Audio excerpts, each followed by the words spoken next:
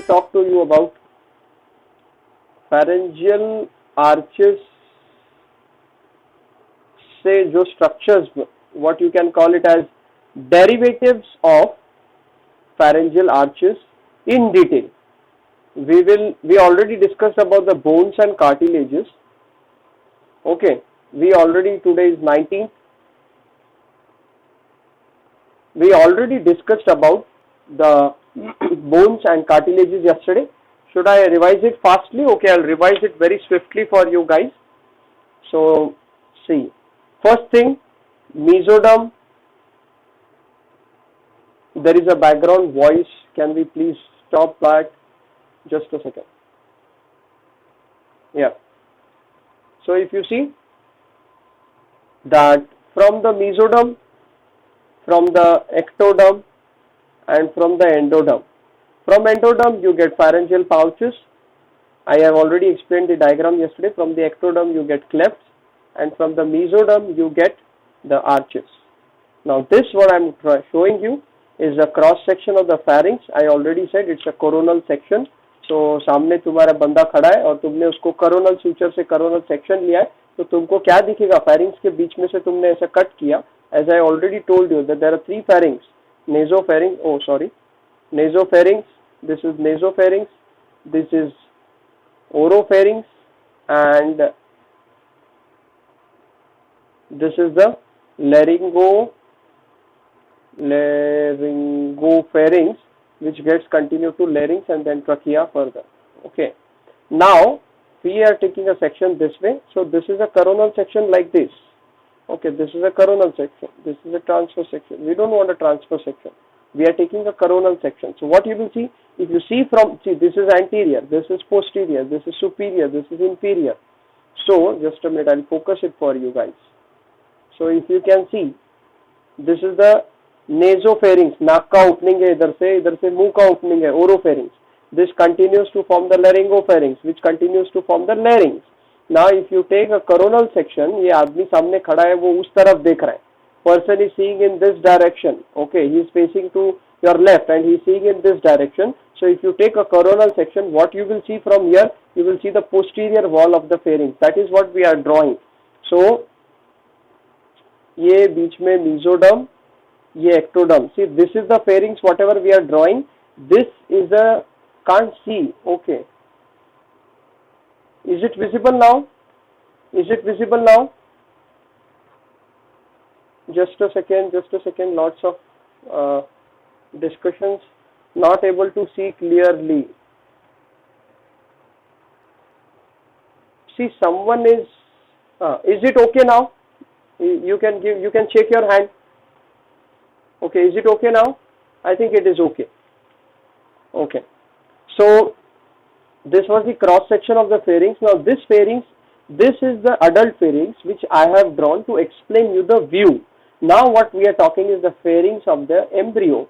So we are able to distinguish them, and that is why we are making it into three layers. That is the ectoderm, this is the mesoderm, and this is the endoderm. Yesterday I showed you the diagram. I don't want to draw it again this way, but just so this is the first arch, second arch, third arch, fourth arch, and sixth arch.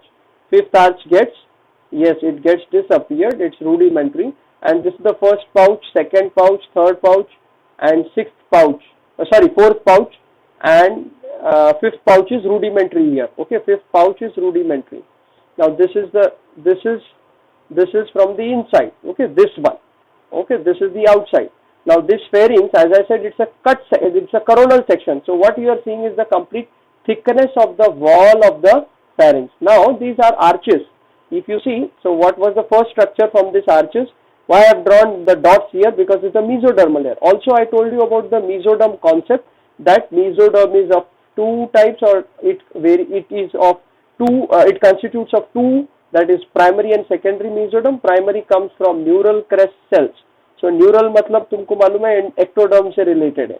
Okay, and this is the paraaxial mesoderm. That is the mesoderm के आजू बाजू वाला mesoderm, actual mesoderm. Okay. So now what we saw, the neural crest cells, these give rise to most of the skull bones. most of the skull bones. Okay, I'll zoom it just a minute. Yeah, I think it's visible now. So neural crest cells give rise to most of the skull bones, and secondary paraxial mesoderm mostly to the muscle. So today I got a list for you. Yesterday it was the first day. I did not want to burden you guys with a big list, so I did not explain it in detail. As I said very initially, we talked about clefts and pouches of pharynx, pharyngeal clefts and pouches in detail. Now we are seeing today pharyngeal arches in detail. I will just revise you the structures which we saw yesterday. So if you see, this is the mandible, which develops from the first pharyngeal arch. Second structure, from the second arch, you get the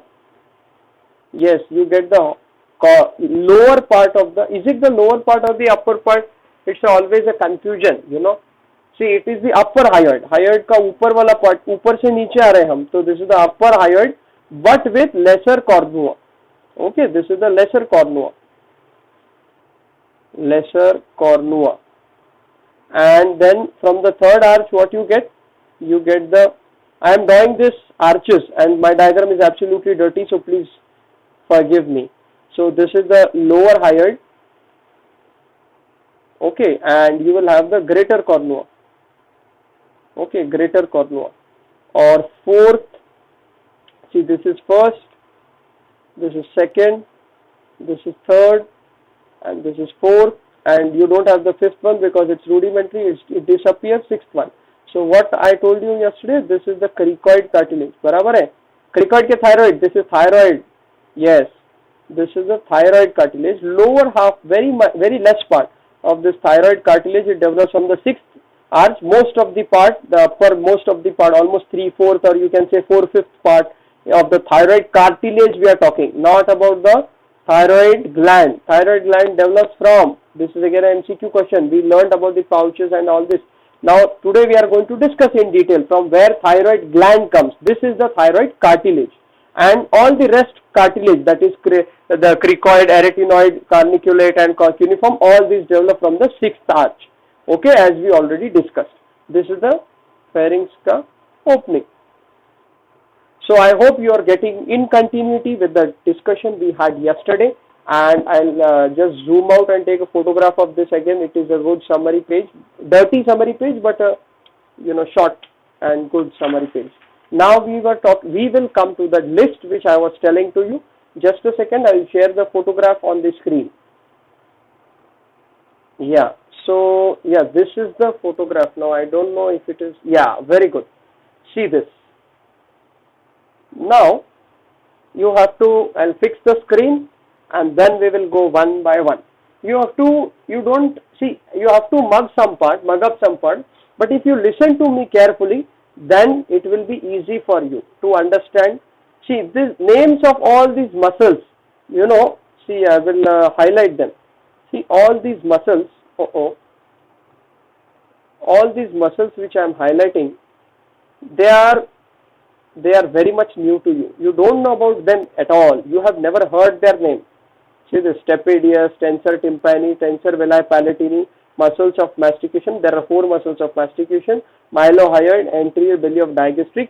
All these names, what you have to remember, as I told you yesterday also, that primary mesoderm, that is a paraxial mesoderm, it gives rise to most of the muscles. And yesterday I told you, like muscles of mastication, one of the big muscles of the out of the muscles of mastication, the biggest is the masseter. So I had given you the example of masseter yesterday. Okay, spelling dekh lena, masseter muscle.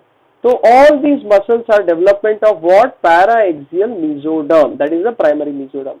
And as I told you, secondary mesoderm, that is derivatives of neural crest cells. They will give rise to structures like maxilla bone, mandible bone, incus, malleus, the 3 ossicles, ear ossicles, incus, malleus, anterior ligament of malleus, and sphenomandibular ligament. Now all these names are new to you. Once you get familiar with the anatomy of HNF, one by one as we proceed down the triangles and different structures of the neck, then it will be easier for you to know this. Like there is a process called a sphenoid process. So from the sphenoid process to the mandibular, that is the mandible, the ligament which extends between the bone to the mandible, that is the sphenomandibular ligament. Similarly now, so this is the arch number 1 which is giving rise to these bony parts and the ligamentous parts and these muscles. It also gives rise to the anterior 2/3 of the tongue. This we will discuss in detail later, and the blood supply to all these structures on your left, that is derivatives from primary mesoderm or secondary mesoderm, blood supply is by the maxillary artery, the transitory branch of the maxillary artery, and embryonically they come from the Meckel's cartilage and they are supplied by the mandibular nerve. Yesterday we discussed that diagram which I had taken from the internet, which explained to you that which nerve supplies which arch or the structures from which arch. Now I will take a screenshot and I will share this to you. The coming to next arch, if you see what happened, it's not getting away. क्या हो गया? It's not getting cleaned. Okay, not an issue. We will scroll it down. Why don't? Okay. Why isn't it getting cleaned?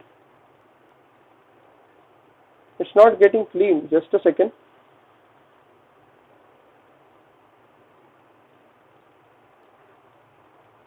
Okay, never mind. I will share the screen again. Oh yes, now it's gone. So if you see the second, if you see the second pharyngeal arch, see this second pharyngeal arch. So if you see this muscles, stapedius muscle, stylohyoid. Now there is a process called a styloid process. Okay, styloid process. तो styloid process से लेके hyoid bone तक जो muscle है उसको stylohyoid muscle बोलते हैं.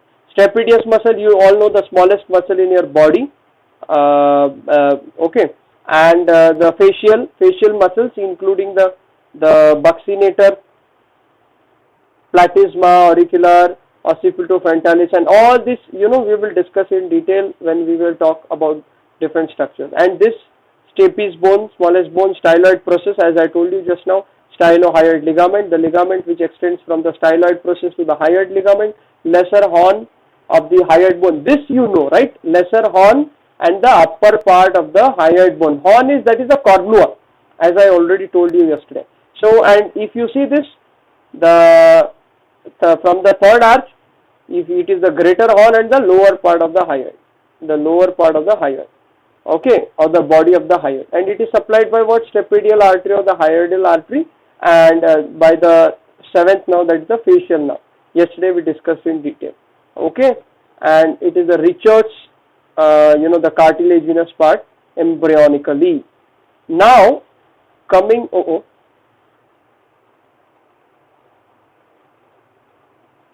so again, if you see, it's not getting erased. Leave it. So from the third arch, what you get? From the third arch, you get the greater horn, as I told you, and stylopharyngeus muscle, that is from the styloid process to the pharynx, and it also gives origin to the posterior 1/3 of the tongue. That now we will see in the tongue. And similarly, about the fourth arch, supplied by the pharyngeal branch of the, wait for a while, the pharyngeal branch, see this, pharyngeal branch of the superior larynx, the laryngeal branch, that is the vagus nerve. All these are branches of the 10th cranial nerve. See, pharyngeal branch, which is a branch of superior laryngeal branch, which is a branch of 10th cranial nerve. So all this supplies to what all? It supplies the thyroid cartilage, which is a derivative of fourth branch just now we saw. Epiglottis, we will see now, and palate, that is a soft and hard palate, levator and not levator ani muscle. Here the levator, it is different muscle. Don't go to the pelvis. Okay, this the pharynx and the cricothyroid, and it also gives rise to root of the tongue. So this you have to remember. Once you know the structures, it will be easier for you. This gives rise to larynx, the sixth arch, and all the rings of the trachea, cartilaginous rings. See this cricoid cartilage, arytenoid cartilage, all those cartilages we already discussed. Now coming back to the discussion. So you saw what are the structures getting derived from the pharynx, pharyngeal arches I mean. Now if you see the development of tongue, okay, tongue development. अभी हमने क्या देखा था? We saw these pouches yesterday, okay.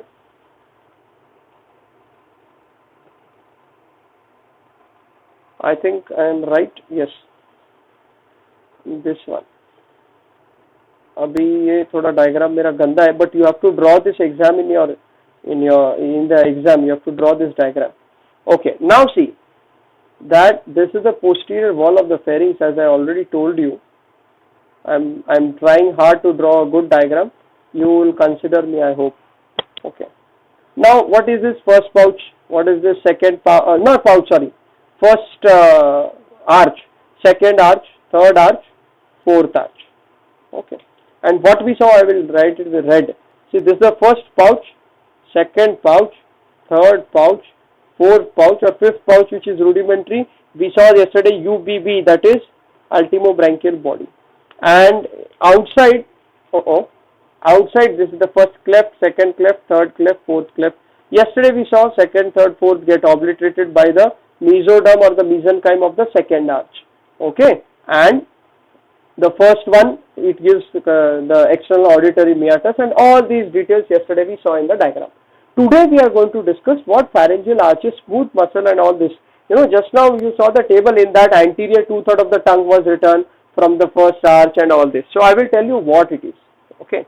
Now if you see that, see this.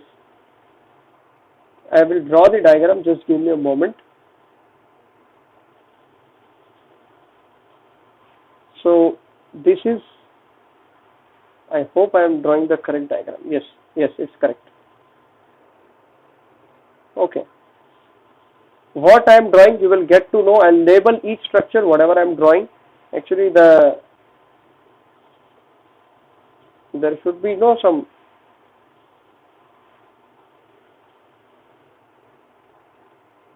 Those who are good artists, it will be very much easy for them. Yes. Now, if you see this,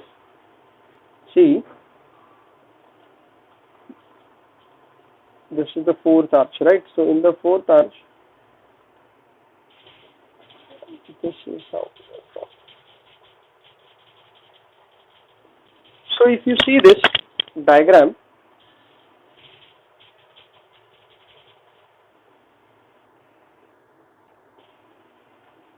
now see, these two are called as lateral lingual swellings.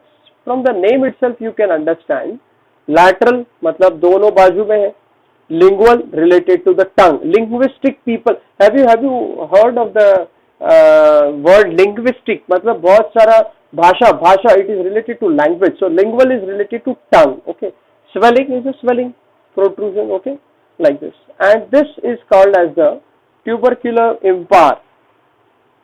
Now these are the names you will get to know. Tuberculum impar. Okay. Now actually there is a simple line diagram. I will give it to you after I explain this one. Okay. There is a structure called as foramen caecum here. This foramen caecum is very much important. Okay. Foramen caecum. Okay. Is it okay? Yes. Now this is hypochondrial. It is a hypochondrial eminence. I think I am right. Yeah. It's the hypochondrial eminence.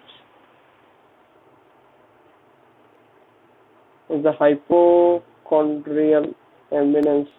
Just let me cross check. I must not teach you something wrong. Just give me a moment. I have my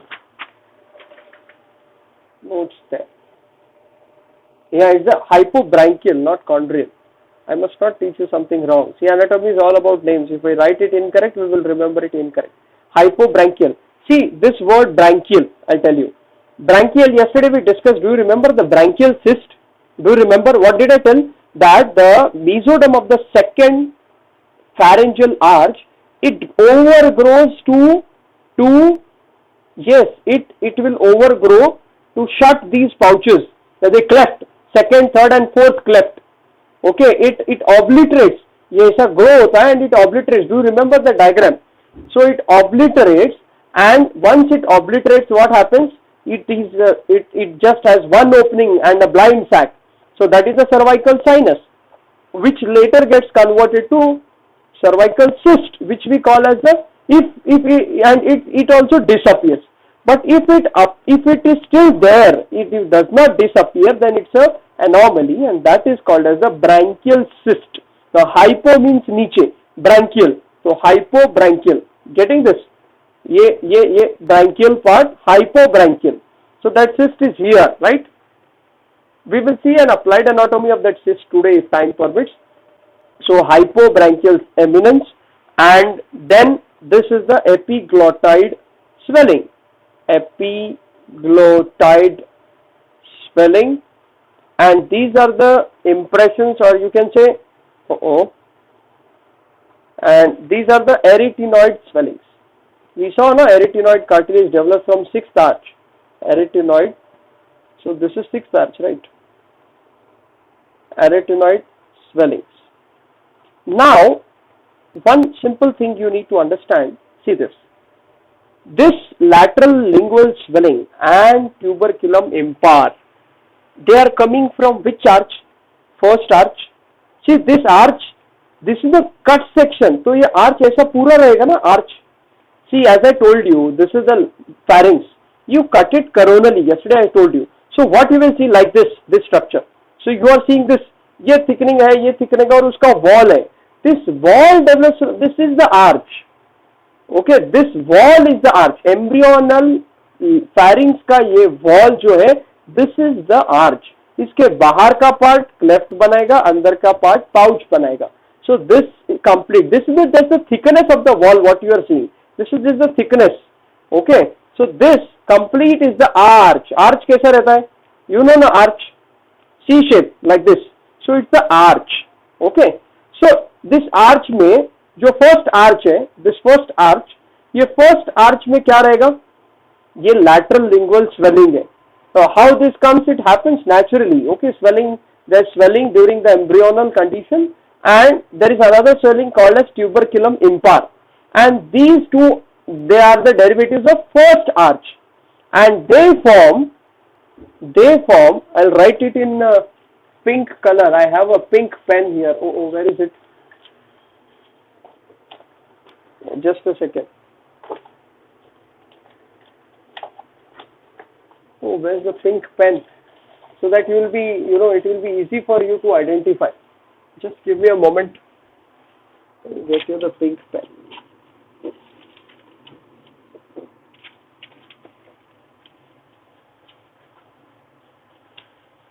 Oh, I'm not getting it. Okay, leave it.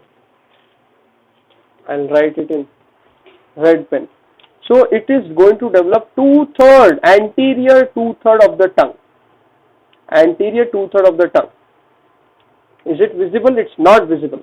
Okay, wait, I'll write it in blue. See, these lateral swellings, lateral lingual swellings and impar, this tuberculum impar, they form the anterior two-third of the tongue. Okay, this foramen cecum is a foramen. Actually, second pharyngeal arch, it just shrinks, or it is also rudimentary. It just shrinks and forms foramen cecum, second arch. And third arch, that is the third pharyngeal arch, it forms what? Hypobranchial eminence. This forms the posterior one-third of the tongue. Is it okay? And this fourth arch, which I have put up here, fourth arch, it gives epiglottoid swelling. Now this epiglottoid swelling, it forms the epiglottis and the posterior most part of the tongue. Now I will just simplify you in one diagram. See this is your tongue. Okay, come here, see. this is your tongue, this is foramen cecum. This is foramen cecum. So this is anterior 2/3. This is posterior 1/3. And this is the posterior most part. Posterior most part of the tongue. ऐसा tongue के 3 parts है. Okay. In these 3 parts it develops. Okay. We just have 10 minutes for the meeting to end. We will finish it fast. And then here you have what? The development of the epiglottis. Okay, I'll just write here epiglottis. So you understand, yesterday I was telling you that mechanism. At the base of the tongue, at the root, not base, at the root of the tongue you have the epiglottis. Yesterday I was telling you, see, esophagus is behind. So this like this. So here is the tongue and this is the posterior most part of the tongue. Here it is the epiglottis, which does not allow the food to go into the trachea.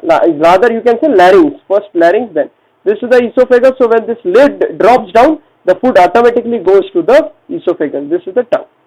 Understood? So you are able to correlate that first arch, that is lateral lingual swellings and the tuberculum impar. First arch, they are forming anterior 2/3 of the tongue. The second arch, it shrinks to form foramen cecum, that is here. Should I label it? Okay, I'll label it. It's foramen cecum. I'll tell you the significance of foramen cecum, what happens to it. Okay.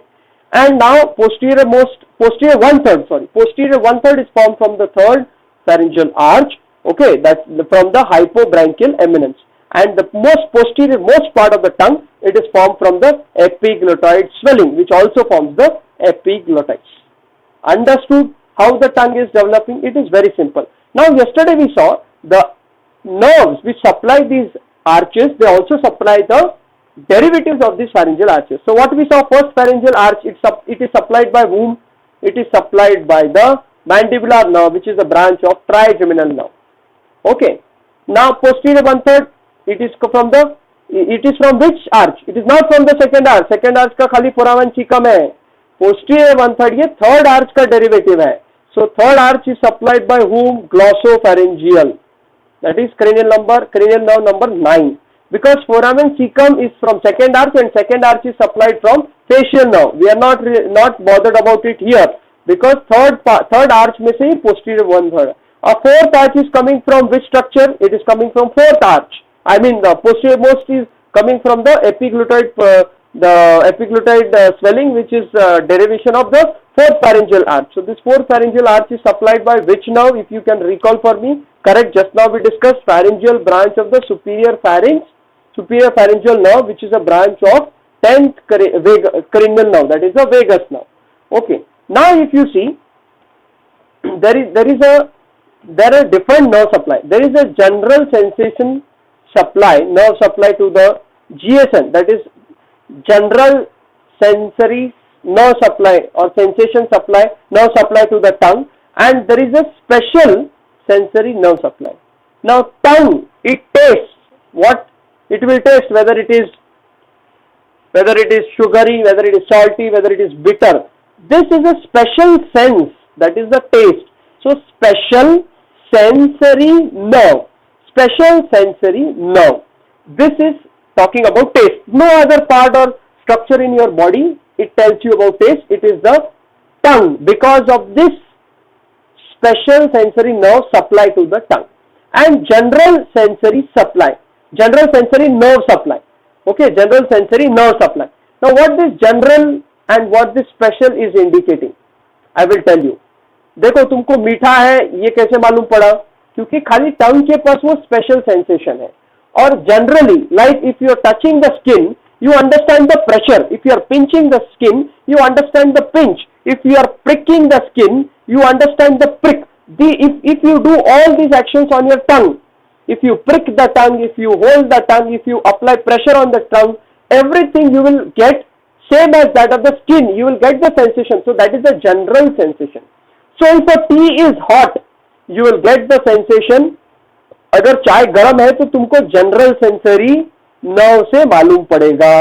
और अगर special sensory है तो तुमने चाय पिया, उसमें चीनी है या नहीं, शक्कर है या नहीं, चाह गोड़ आहे कि नहीं. This you will understand from the special sensory nerve. Now we talk that first anterior 2/3 most of the papillae are present in the anterior two-third. When you see the histology of the tongue, you will understand in detail which papillae are present where. But now in the anterior two-third, most of the papillae are present. Now we said that it is the mandibular nerve, right? Correct? Which is a branch of trigeminal nerve. It is supplying the anterior two-third. Now you tell me that which sensations, that is general or sensory, are supplied by mandibular nerve. It is the general sensory nerves which are supplied by the mandibular के branches. Now as you know that in physiology you have learned there are sensory nerves and there are motor nerves. So motor nerve means what? All those muscles which are forming the tongue, which we will see in the question of tongue when we discuss it later.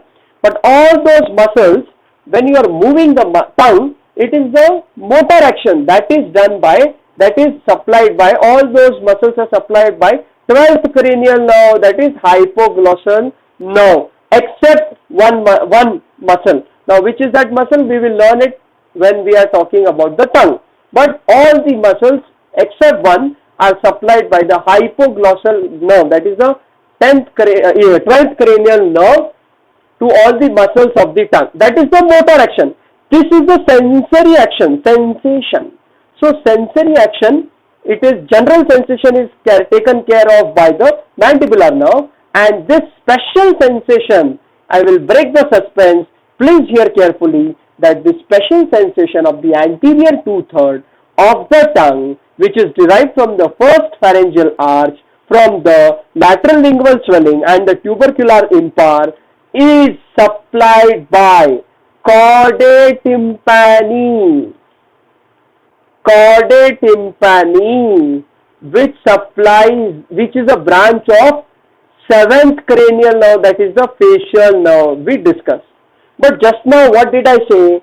That there is very minimal role, very least role of the second pharyngeal arch to form the tongue, and this chordae tympani, that is facial nerve, is supplying the second pharyngeal arch. So how can this be possible? When there is very much less contribution of the second pharyngeal arch, then how the nerve supplying the second pharyngeal arch is taking care of the special senses of the special sensory senses of the tongue? I will explain you. There is a concept which is called as pre-traumatic nerves. You need to understand this. I think the session may break in between because we just have 2 minutes. I will explain you very fast. Pre-traumatic nerve. See, I will draw just, okay. This is the first arch. This is the second arch. This is the third arch. Just a diagrammatic representation. Okay.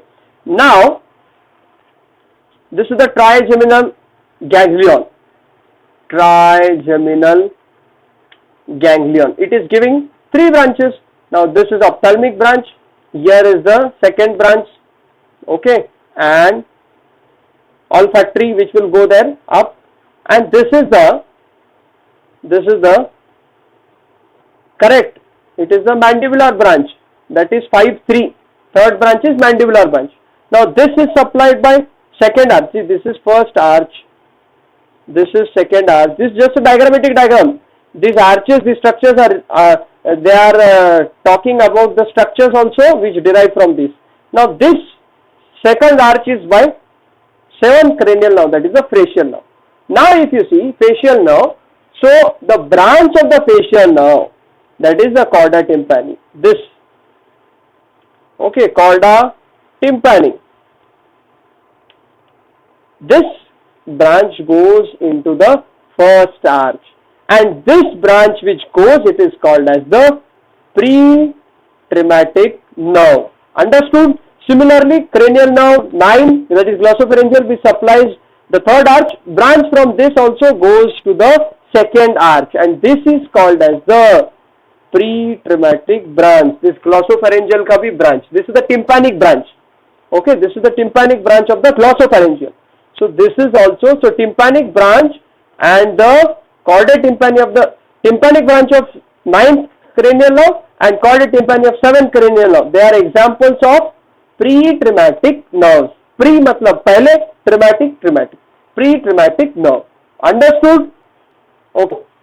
So as I was saying, the concept of pre-traumatic nerve. So did you get how the nerve supply to the second pharyngeal arch and its derivatives, which is very minimal here, minimized to just foramen cecum, is getting the nerve supply to the anterior two-third, which is the derivative of first pharyngeal arch for the special sensory sense. Okay, special sensory sense. Okay, sensation. Now, and now posterior one-third, I'll tell you about foramen cecum, just a minute. Posterior one-third is a derivative of third pharyngeal arch, and the sensory, both special and general, it is by the 9th cranial nerve, that is the glossopharyngeal nerve. Both the general and the special sensation is taken care by cranial nerve number 9. And the posterior most, it is happening by the 10th cranial nerve, that is vagus, by which branch? Pharyngeal branch of the superior pharyngeal nerve. Okay. Now coming to the table which will explain to you. See, so you divide the tongue into, see, this I will write tongue, this I will write nerve supply. So anterior two-third of the tongue, posterior two-third of the posterior one-third of the tongue and posterior most part of the tongue. Okay. So if you see general sensation is by cranial nerve number 5, uska branch number 3, that is mandibular nerve. Special sensation is taken care of by chorda tympani, that is a pre-traumatic nerve, chorda tympani, by whom? Which is a branch of 7th nerve, that is facial nerve. And here both general and special, they are taken care of by cranial nerve number 9. Okay. And posterior most by cranial nerve number 10, that is vagus. So if I'll take a screenshot of this and the complete photograph, wait, so that you can get a complete view. Okay, now talking about, so done with the tongue. Now I said I will tell to you about what is foramen cecum and its fate. Foramen cecum cha काय होतं? Foramen cecum, it's the it's a sunken part of the second arch. Now from foramen म्हणजे काय? छिद्र. So foramen cecum, it develops a duct that is called as the thyroglossal duct. I'll draw another diagram for you. It's easy, very easy and very, very easy. See, this is a nose and this is the lips, this is the mouth and this is the chin. I am not good at drawing. The nose may be very big as like that of the wizard. So please apologies for that. Now this is the root of the tongue and this is the tongue. Now this tongue, don't say that it's the tongue of the lizard or frog or like that. Just understand, I am very bad at drawing. So this is the tongue. So this is the posterior most part, this is the posterior one-third and this is anterior two-third. Now what we saw at the junction of anterior two-third and posterior one-third,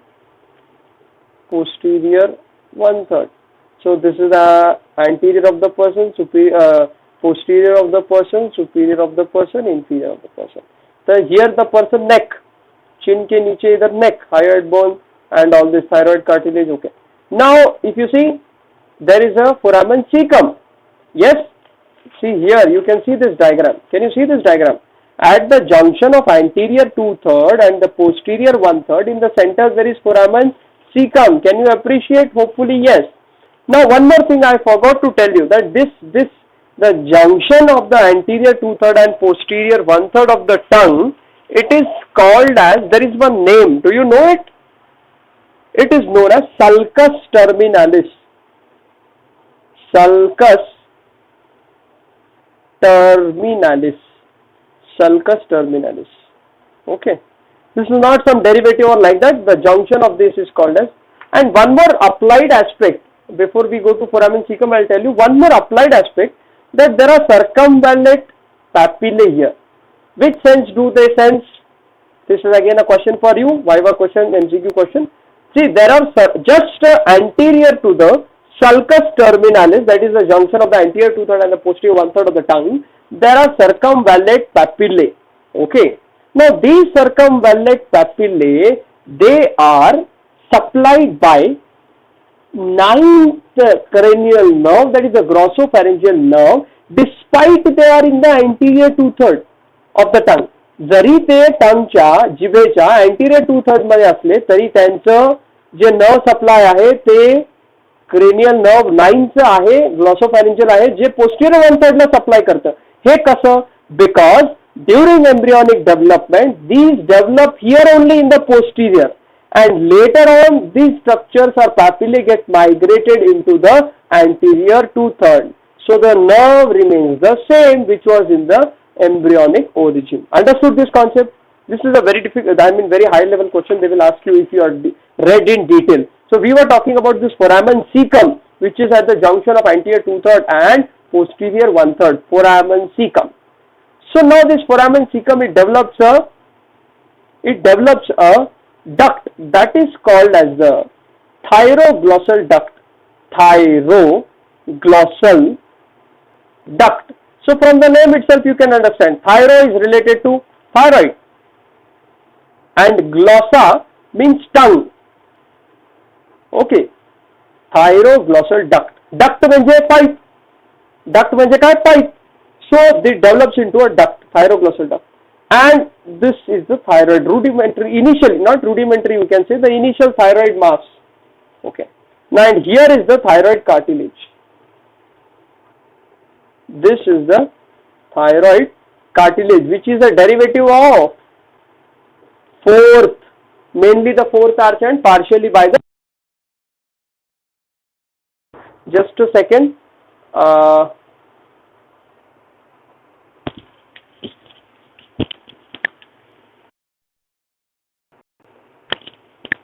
So, just a second, just to this gone. Yeah, so as I said that it's thyroglossal duct which develops from the foramen cecum. So in the flowchart, if I want to show you foramen cecum, it grows into thyroglossal duct and it forms the thyroid gland. Very simple.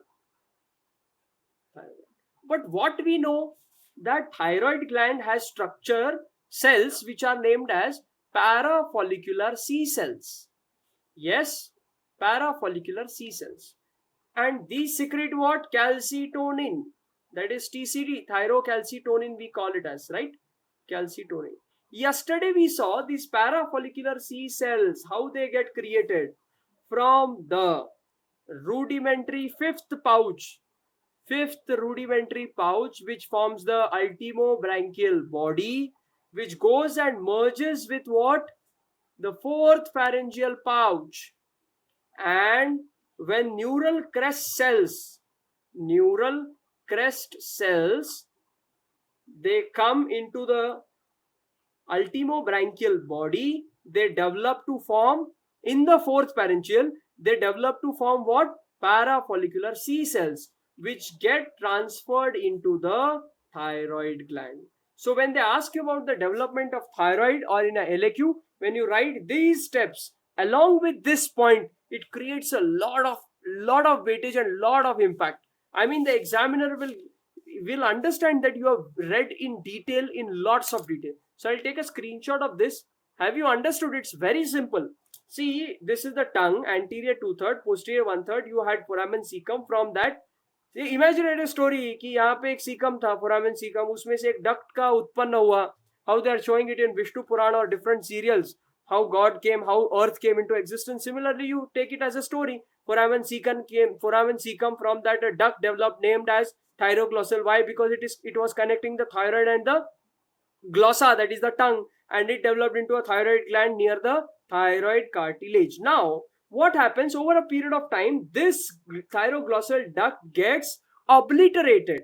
So you don't see a foramen in the middle of your tongue. Now, if you go in the mirror and you see in your tongue, if you see, there is no foramen, there is no hole there. Why? Because it's all got obliterated. Understood? It's all got obliterated. Obliterated म्हणजे हे cartilage ने भरून जात आहे. Okay, it gets cartilaged. Okay, and it there is, and you know the remnant of this is called as, do you know? When we discussed about thyroid, I was telling to you the remnant of thyroglossal duct. Come on, anyone, can anyone tell me? It connects the pyramidal lobe. Can anyone tell me? I'll not tell the name. Or should I tell you the name? Should I tell you the name? Or you will post it to me on the group. What is that structure which connects the thyroid pyramidal lobe, which is the remnant of thyroglossal duct? I expect an answer. Never mind if there is no answer, no issue. But it's a MCQ question. Okay, they will ask you in the exam. Wait, I'll tell you. See,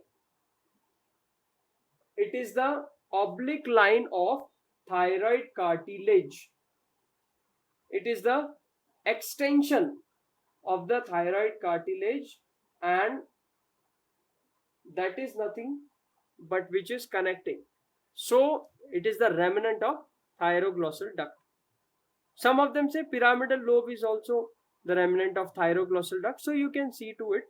And one more thing what I wanted to share is that if this persists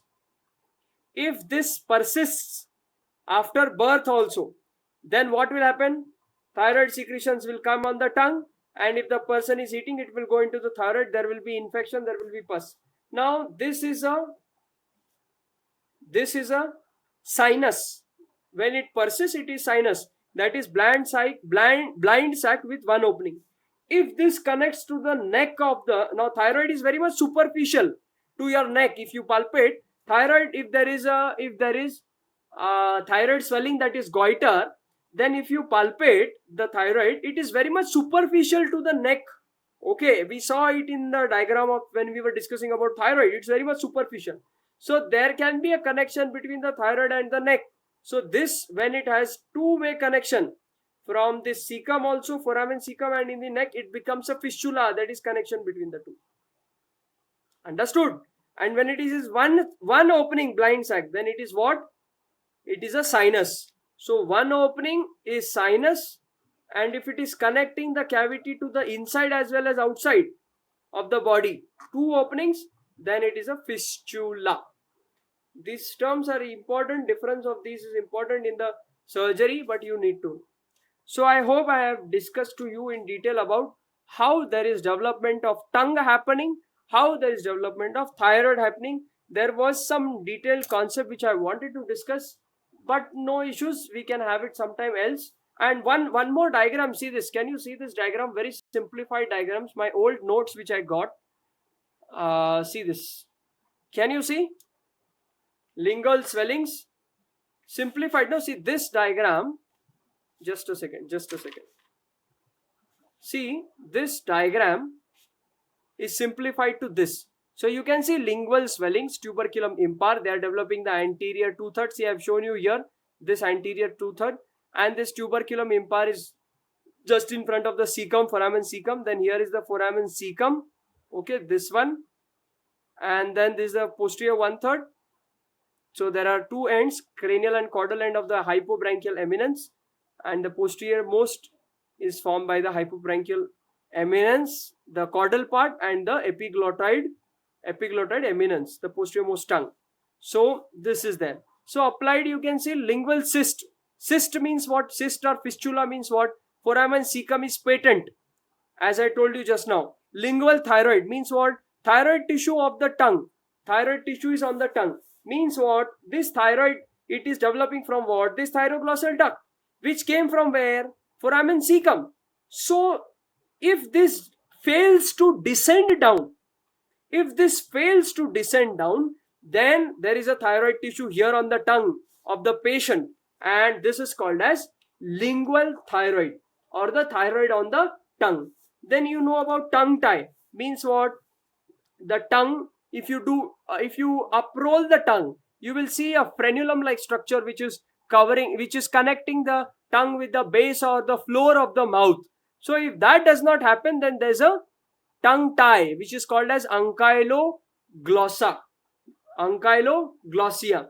That is connection of the tongue to the base of the cavity, and you cannot lift the tongue. That is frenulum lingula. It is also called as frenulum lingula. Macroglossia, big tongue. Microglossia, aglossia, small tongue. Bifid tongue, that is there is failure of the fusion of the two lateral lingual swellings, and if they will not fuse, you will get a bifid tongue like the snake. Two tongues, bifid tongue. So these are all the congenital abnormalities, macroglossia, and all this. And in case of thyroid, you have the thyroglossal cyst, as I already told you. Cyst is a cavity with or without fluid. Then sinus, as I told you, one opening here. Fistula, if it is connecting to the neck also. And ectopic thyroid, that is thyroid in other place, that is on the tongue. Ectopic is not in the correct. Accessory thyroid tissue, if the fusion is not happening, accessory thyroid tissue may be present. Pyramidal lobe, persistence of the, and levator glanduli thyroid, that is thyroid present here. Okay. Other anomalies of the position are lingual thyroid, intralingual thyroid, suprahyoid thyroid, infrahyoid thyroid. मतलब thyroid, इधर hyoid bone है, तो hyoid bone के ऊपर अगर, see, here will be the hyoid bone. If here is the thyroid cartilage, here will be the hyoid bone. So if along this thyroglossal duct, the gland can be present anywhere. Gland tissue of the thyroid can be present anywhere. If it is above the hyoid, below the tongue, above the hyoid, it is suprahyoid thyroid. If it is below the hyoid, then it is infrahyoid thyroid gland. Okay, intrathoracic, if it goes down inside the thorax, it is, if the ligament of Berry is absent, which holds the thyroid in place intact and does not allow it to go into the mediastinum, then if that is absent or if there is malformation of the ligament of Berry, then it will be intrathoracic thyroid gland. So with this, we end with the discussion.